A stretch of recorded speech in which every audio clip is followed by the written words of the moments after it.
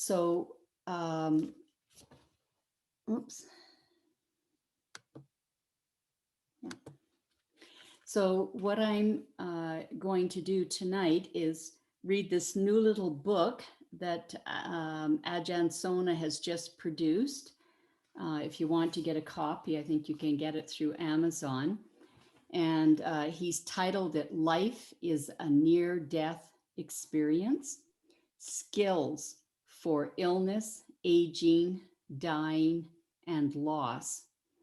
And then he begins the book by doing the 5 reflections that we started the evening with. And then he goes into starting the book. The very fact that you're reading this little book means you are looking for answers, answers to help you feel better in the midst of sickness, and perhaps in all areas of your life. Ways to look at and address the general disease that follows us all around, every moment of every day. But before we start to explore the answers, I'd like to ask you a question. When is the best time to think about being sick? Is it when you start to feel not so great? Perhaps when you first learn of your diagnosis? On your way to the hospital? Or is it maybe long before then? Could it be that the best time to contemplate illness and even death is when you're feeling healthy and have no cares in the world? Let's begin with a very basic truth. We are all subject to illness. At first glance, this statement seems obvious, and yet, when a serious illness arises in ourselves or our loved ones, many of us are blindsided by this existential fact of life. Even if you reach the end of your life having never been ill, it could have happened. So most of the time, people put it out of their minds completely. They don't like to think about it. And in some ways, that's not a bad approach. But when they do finally think about it, the possibility of having a serious or terminal disease, that prospect can make them nervous, anxious, fearful, depressed. And if that's the case, putting it aside hasn't worked very well. What the Buddha suggests instead is to reflect on this possibility through the 5 subjects for frequent recollection. 5 subjects, easy to remember on just one hand. The first one is that human beings are of the nature to age. Second, we can get ill. Third is that we all will die. Fourth, we'll lose everything we love along the way. And the last one is that whatever we do, whether it's good or bad, we are responsible for that outcome. And these reflections are to be done not once in a while, but many times throughout the day. In fact, it's much better if you contemplate these long before you get sick. Reflecting versus thinking. It's important to realize that reflecting is quite different from thinking. Reflecting on illness and recollecting the possibility of being sick and dying is done in an entirely different spirit than just thinking about it happening. The atmosphere of your mind must not be tainted by anxiety and fear. We want to process this information when we're in the right mood, from a place of tranquility and ease.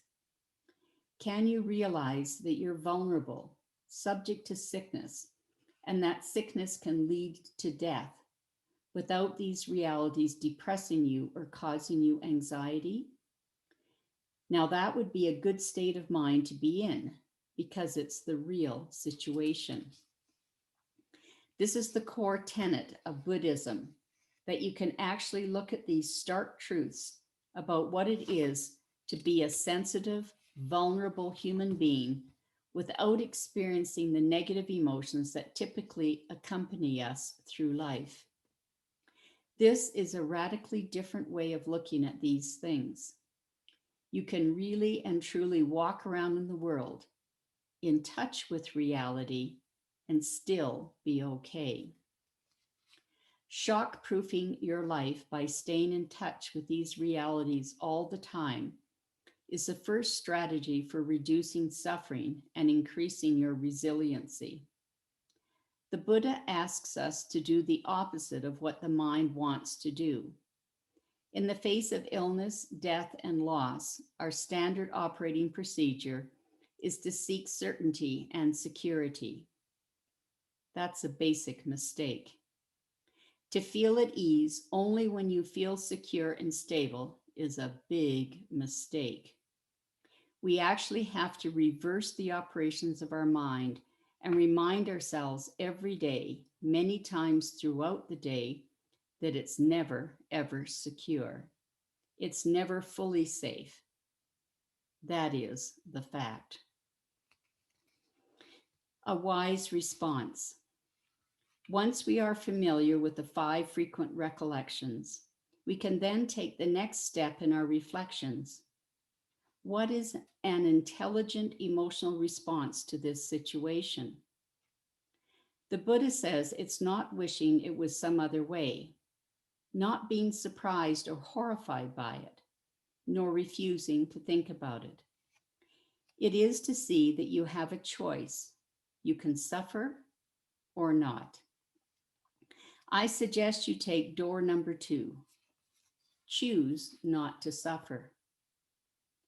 Instead of retreating into regret, worry, despair, or fear, we really want to turn towards a way out of suffering, towards another way of being. Equanimity, loving kindness, compassion, but no fear. You rehearse these attitudes until they become second nature. You bring them up at the same time as you're relaxing, and you'll start feeling at ease in the midst of this absolute insecurity and uncertainty. And this practice isn't just done while meditating. You can be walking around and doing your chores, driving to work, cooking dinner, functioning and interacting with people, living all the time within a healthy mindset. In contrast, quite often the standard dialogue around illness and death is fanned by the flames of heightened drama, a sense of the tragedy, the fearfulness, how unfair it all is. It's not uncommon for the ordinary person, or even people who should know better, like health professionals and psychologists, to demand you be in a state of fear, worry, or depression over such things. If you're not, they may even pull out this dire pronouncement: denial. They will tell you most emphatically, you're in denial. You're not accepting it. Otherwise, you would be experiencing sadness about your predicament. There was a woman I knew who had multiple sclerosis, and she was quite naturally philosophical about it. She was a mother with kids and a family. She was also a nurse, and then she got this disease. The symptoms began, and it was really progressing quickly. Her doctor eventually suggested she see a psychiatrist because she seemed to be in denial. I learned about this because her mother, a regular visitor to Birken, had brought her here to the monastery. We were amazed. She was in a wheelchair by this time, and she was remarkably Buddhist about it. She was not at all in fear about her situation. So she went to the psychiatrist as her doctor requested. The psychiatrist talked to her, and the woman calmly said, "What am I supposed to be afraid of? I work as a nurse. I know that people die, don't you?" What do you think I'm in denial of? Do you think I should be sad or upset about this? In the end, the psychiatrist actually agreed with her and phoned her doctor to say, "You sent your patient to me thinking that there's something terribly wrong with her, that she should be overcome with grief and have a big problem about this illness. And yet I find that she's responding in an enlightened, philosophical fashion while you're saying she's in denial. Doctor, I think maybe you are the one who is in denial." The doctor's shallow judgment is the mark of a lack of wisdom, and it's pervasive throughout the modern world. It's a lack of wisdom, ignorance really, to say things like that.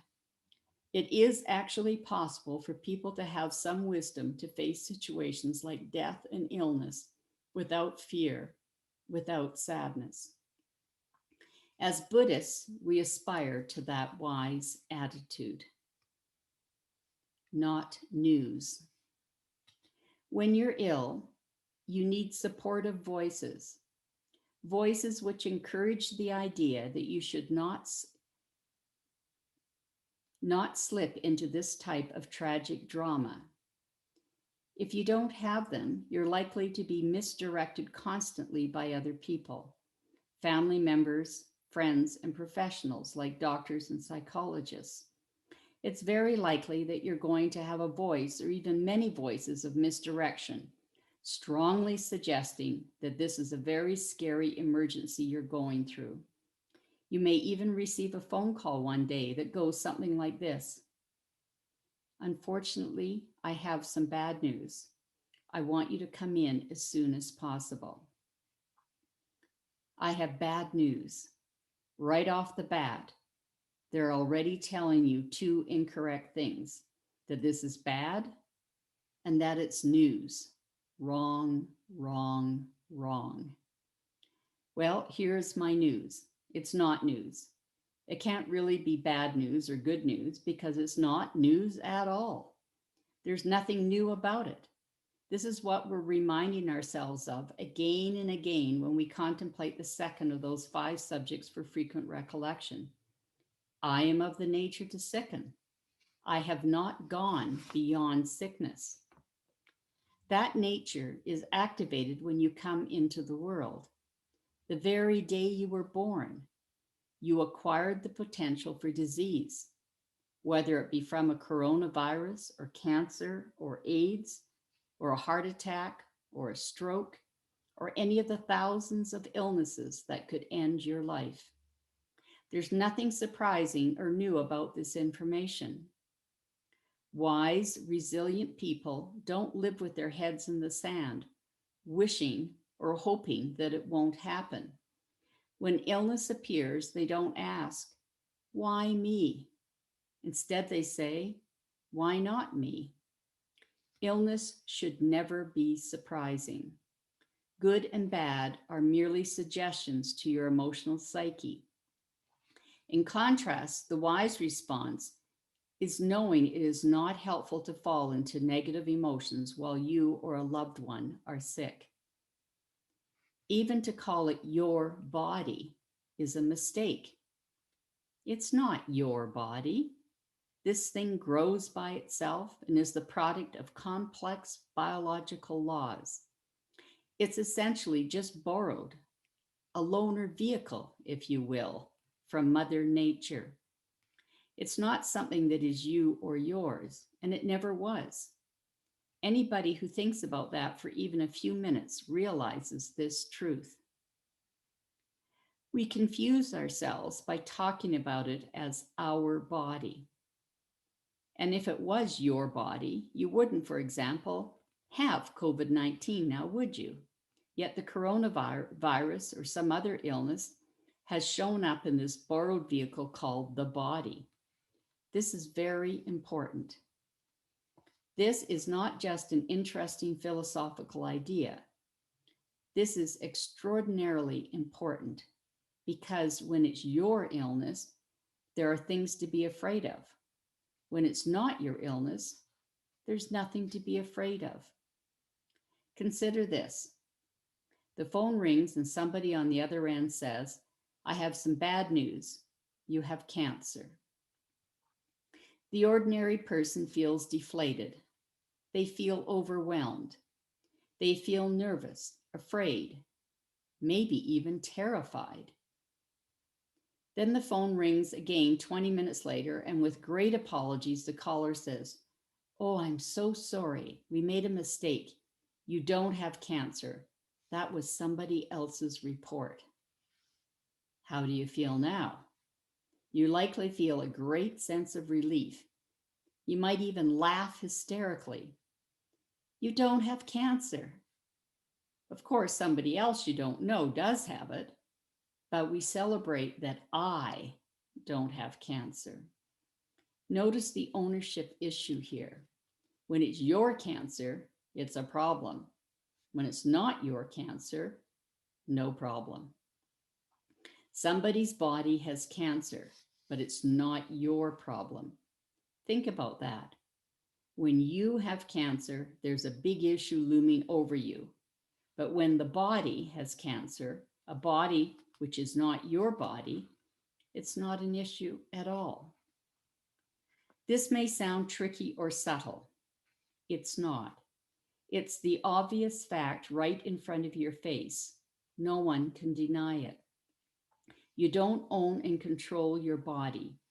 It runs by itself, and therefore a sense of ownership and identity with your body should be abandoned.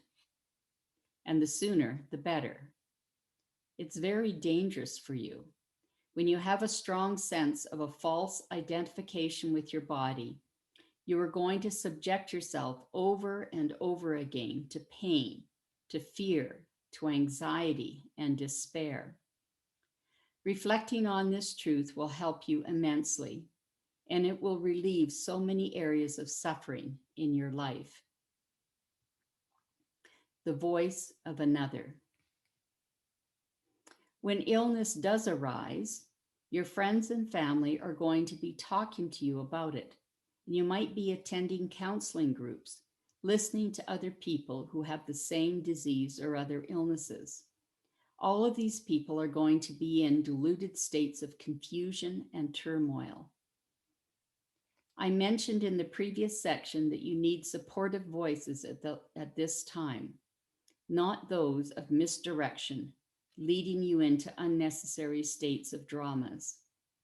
The first blessing the Buddha offers in the Great Discourse on Blessings is not to associate with the foolish. The second blessing is to associate with the wise. What this means is that you must try to avoid people who talk about fear or anger, or people who bring up emotions of anxiety with their advice to you. The other way to encounter unwise voices is by listening to certain media or reading things that make you feel afraid, anxious, or depressed. Much of today's media will try to pull you into its pervasive drama by creating fear and worry, because it exists to catch your attention. If you buy into any of these foolish influences, you might start forgetting that it is not your body.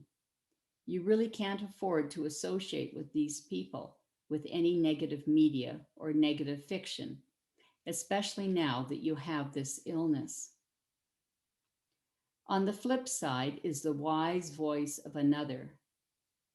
My voice or somebody else's voice talking in the same mode, which can quickly and effectively pull you out of your false sense of identity with your body and the suffering which accompanies that kind of unwise thinking.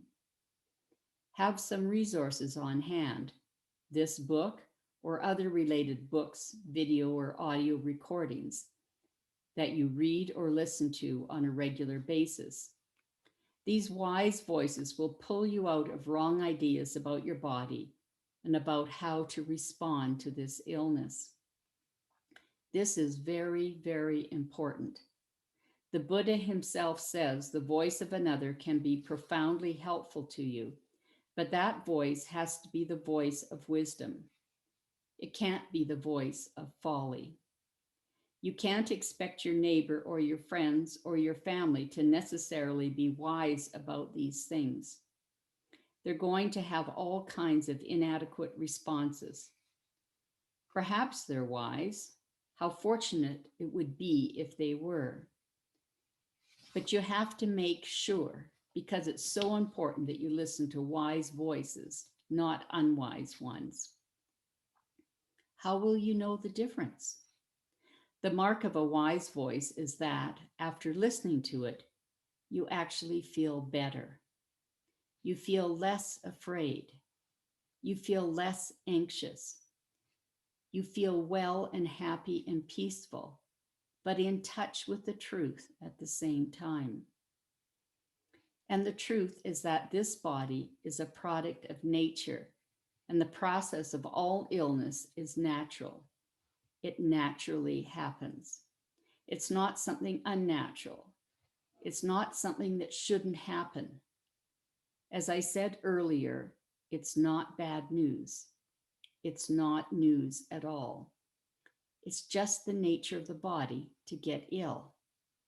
It is truly that simple. So search out those voices of wisdom that pull you into a state of uplifting ease, of well-being, of loving kindness.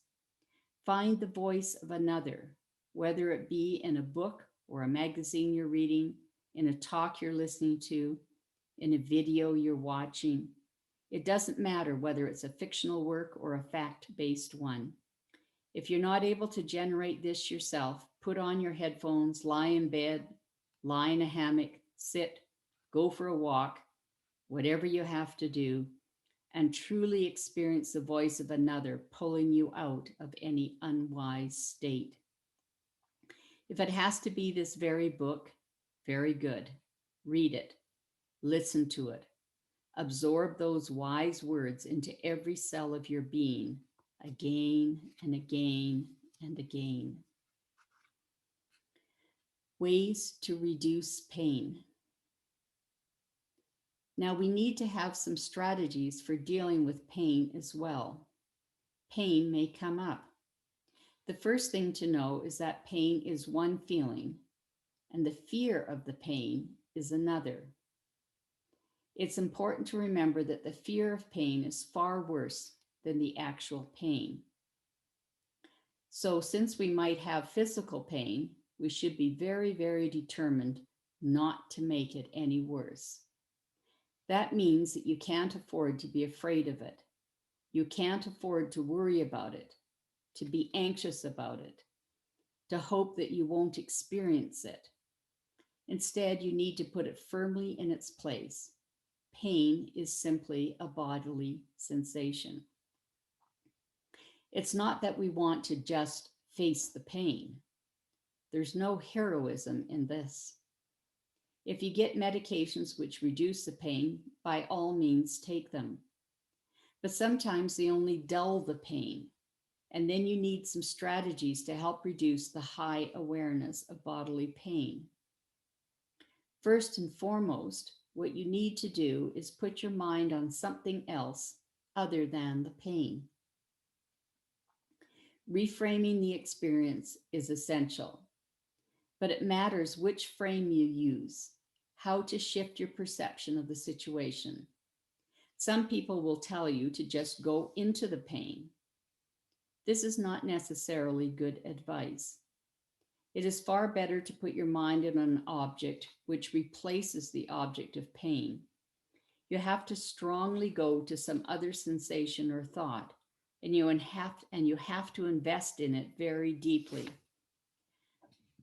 The Buddha himself had pain in his back, and he said, "The only time I'm free of pain is when I'm in jhana. When I'm in deep samadhi meditation, I don't feel the pain."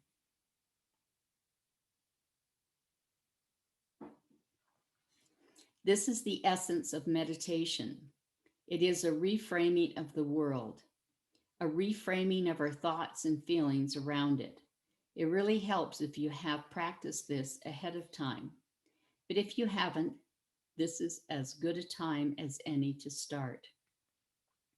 I want to suggest two different objects that you can fully immerse your mind in to get free of the sensation called pain. If you give your wholehearted attention to them, it's possible that pain will be so far away from your awareness that you won't actually experience it for periods of time. The first object is the breath, the simple experience of air entering the body in the nasal cavity and exiting the body through the nasal cavity. This nasal cavity is a spacious area inside your head. I'm not necessarily talking about the medical or biological nasal cavity, but the one you feel. It's the airy, spacious quality inside your head. When you breathe in, the air is usually cooler. When you breathe out, it's about body temperature. Place all your attention on that light and airy space in the nasal cavity, and you will feel like your head is full of air. This is a lovely place to go and spend as long as you want there. It's a tremendous way of reducing the experience of pain, but it won't happen if you are doubtful about it. You need to be confident and fully and wholeheartedly immerse yourself in that lovely, light, cool air. You can help keep the mind attentive by counting. Count the out breaths from 1 up to 5 and then start again at 1. If you lose your place, come back to 1 and keep counting the breaths from 1 to 5. This will be a great pain reliever. The second object to turn your attention to is loving kindness. When you have placed your mind fully on loving kindness, there's no room for fear, dread, sorrow, any of those negative emotions. They are mutually exclusive. When you're experiencing loving kindness, you feel safe, and this has a great ability to reduce pain in the body. Unlike any other thing you can imagine, a true felt sense of loving kindness gives you freedom from fear. Fear of pain, fear of the future, fear of the past, fear of death. All of these unnecessary burdens. Fear goes away, and that's what you want.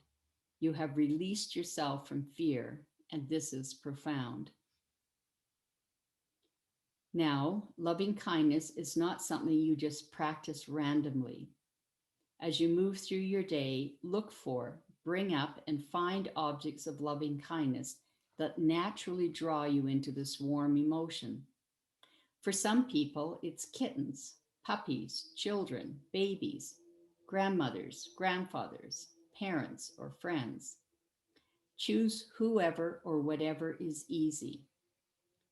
This is not a challenging exercise. You're in no situation to be challenged. You need things that are easy to love, and you're going to just immerse yourself in them. If you absorb yourself in this practice, preoccupy yourself with this. Fill yourself with this all day long. Pain will naturally diminish and recede into the distance. Handful of Teachings, Part 1. Reflecting versus thinking. Contemplate the 5 subjects for frequent recollection.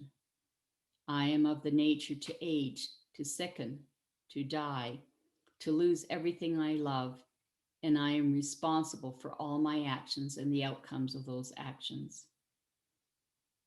Over and over again until they are running seamlessly in your mind all day and all night. A wise response. If regret, worry, despair, or fear come up for you, replace those negative emotions as quickly as you can with positive ones. Cultivate the proper responses of joy, ease, equanimity, loving kindness, compassion, and fearlessness. Not news. Illness should never be a surprise, and it's certainly not news. Good and bad are just habitual suggestions to your mental framework. Remember that it's not your body, it's not your illness. It is merely a process that started its journey the day you were born. The voice of another. Avoid foolish voices and messages that attempt to stir up negative thoughts and emotions for you. Seek out only the voice of the wise, whether found in books, magazines, audio recordings, videos, or Dhamma talks. This wise voice is your new best friend. Ways to reduce pain. Begin or deepen a practice of meditation. Two simple objects are the breath and loving kindness. Through meditation, you are strengthening a new pathway for your mind, away from pain and towards only positive emotions. Just these two meditation subjects can serve you exceedingly well in all stages of your life.